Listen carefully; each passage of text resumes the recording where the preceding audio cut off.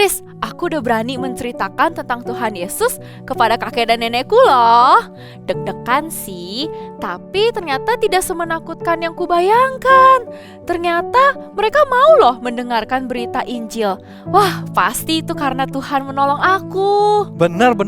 Aku juga awalnya takut mau ceritakan firman Tuhan sama teman-teman aku di sekolah. Terus mau mengajak mereka ke Sweety Kids. Tapi tiba-tiba ada guru yang datang dan bantuin aku. Wah, aku seneng banget. Tuhan selalu menolong. Iya dong, asal kita brave. Tapi ini di mana ya, Kris? Kok lama-lama rumahnya makin aneh bentuknya? Wah, rumah apa ini ya? Bagus banget. Coba kita lihat yuk. Ayo. Ternyata itu adalah rumah Kornelius. Siapa Kornelius itu? Kisahnya ada di dalam Kisah Para Rasul pasalnya yang ke-10 yang menceritakan tentang kisah Petrus yang bertemu dengan Kornelius. Kornelius adalah seorang pasukan Italia.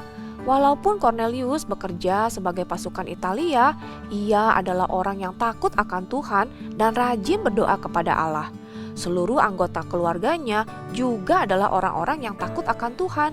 Kornelius juga suka memberi bantuan atau sedekah kepada umat Yahudi. Suatu kali Allah menampakkan diri kepada Kornelius dan memerintahkannya agar mengirim orang ke Yope untuk menjemput Petrus.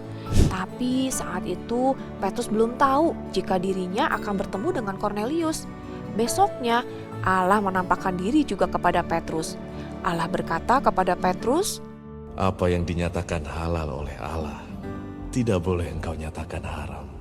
Petrus tidak mengerti maksud Allah mengatakan kalimat tersebut. Petrus bingung dan bertanya-tanya di dalam hatinya. Akhirnya Petrus pun bertemu dengan orang-orang utusan Kornelius. Mereka pun bersama-sama berangkat ke Kaisarea untuk bertemu dengan Kornelius.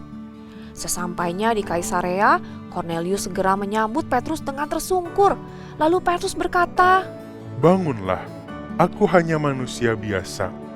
Kamu tahu, aku orang Yahudi, dilarang keras untuk berteman dengan orang bukan Yahudi seperti kamu.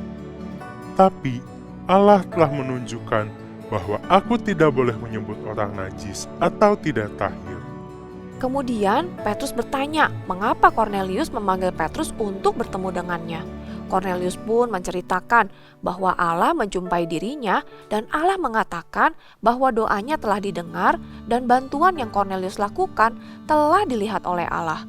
Kemudian Allah memerintahkan Kornelius untuk memanggil Petrus datang untuk bertemu dengannya.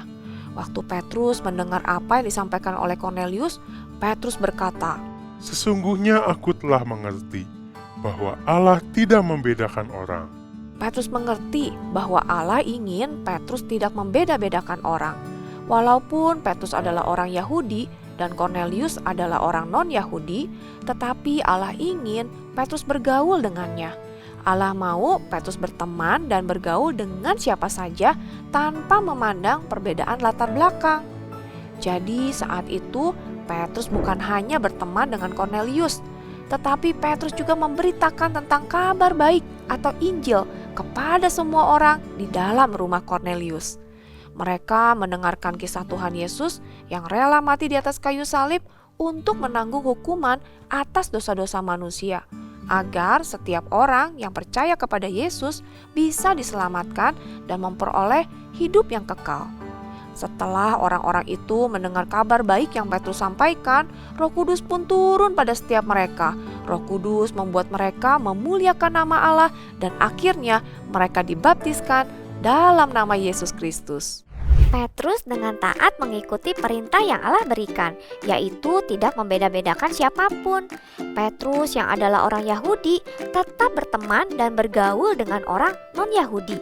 Bahkan Petrus juga memberitakan Injil atau kabar baik kepada orang-orang non-Yahudi.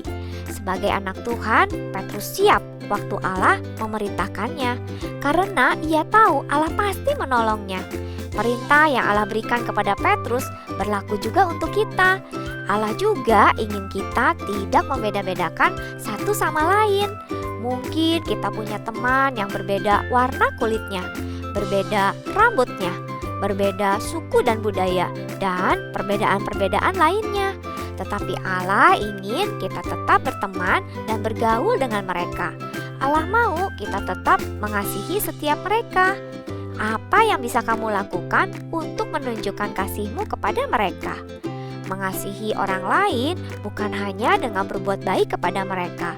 Jika kita mengasihi orang lain, berarti kita juga harus memberitakan Injil keselamatan agar mereka juga dapat diselamatkan.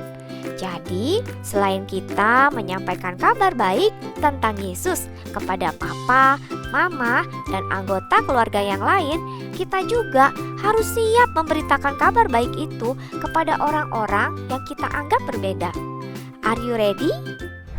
Wah, sebagai anak Tuhan, kita diberikan perlengkapan senjata Allah. Iya, Chris, keren banget ya Tuhan kita. Jadi, kita siap berangkat beritakan firman Tuhan. I am Christian. I am brave. I am